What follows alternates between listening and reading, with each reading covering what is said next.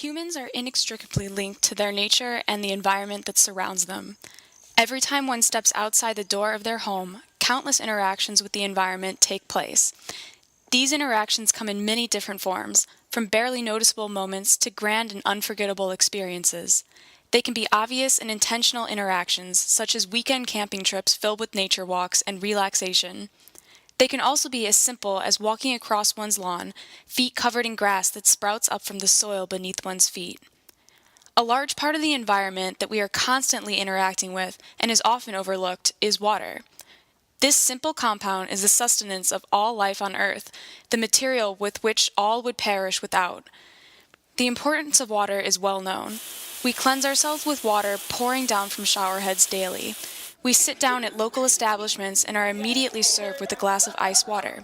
We wash our hands, fill our water bottles multiple times a day with water. Our lives are completely dependent on a constant flow of clean, accessible water.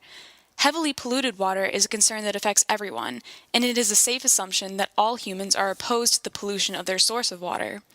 Increased urbanization increases water runoff, carrying the pollutants of populated areas with it. Agriculture increases the nutrients from fertilizer running into streams or sinking into our groundwater sources.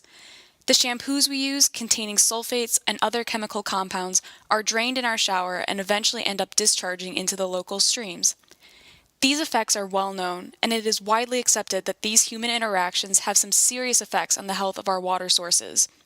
Most would be able to conjure up these examples when asked or probed. They are, for the most part, obvious direct and indirect interactions humans have with water every day that have a feasible solution to the improvement of our water quality. They are not, however, the only daily interactions humans have with water.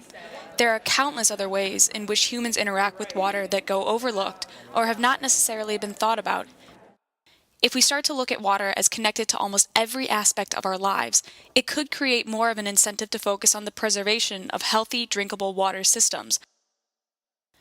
It is well confirmed that an increase in electricity use is bad.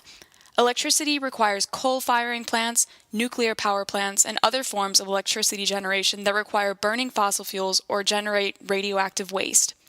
Rarely does the issue of water pollution come across the minds of those trying to reduce their carbon footprint by cutting down on electricity use. However, the process of electricity uses substantial amounts of water from sources such as lakes and rivers. The water is drawn out of these bodies of water and is used for a variety of components in the production process, such as cooling the steam that is used to drive turbines which generate the electricity and removing pollutants from power plant exhaust. Oftentimes the water is then discharged back into the body of water it was drawn from and adds further pollution to these water bodies in the form of waste and heat. It's important to also think of that extra unnecessary electricity use in terms of not only excess air pollution, but water pollution as well. Most processed packaged food contain additives and preservatives that are hardly pronounceable. They also generally contain another common ingredient, corn syrup. Consider the amount of land it takes to grow the corn that is then processed into the syrup form. Most of the corn crops in this country used to produce corn syrup are grown on highly irrigated land in the Corn Belt region of the country. One main source for the irrigation water is the Ogallala Aquifer, an extensive groundwater source that, as we know, is being used at a far faster rate than it is being recharged. It's something to consider next time we come across a product filled with corn syrup and the indirect effect of buying these food products has on the sustainable use of our water sources. Even the choice between paper over plastic at a grocery store, with the obvious issues in terms of recycling and production of plastic, has consequences regarding water consumption and pollution. Most environmentalists would consider paper the better option. However, this goes without looking at the environmental cost of production. It's estimated that the production of plastic bags requires 4% or less of the water it takes in the production of paper bags.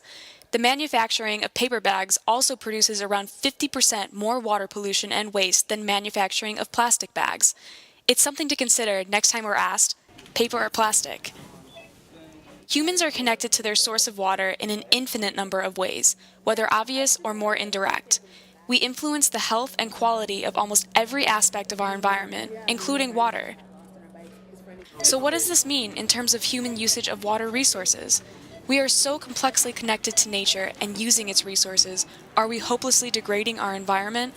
Is it even possible to live sustainably on Earth using our water resources in a way that avoids pollution given our population size? While I don't really have much in the way of answers, I do know that we have to understand almost every move and decision we make in a day can be connected back to impacting the health of our precious water systems.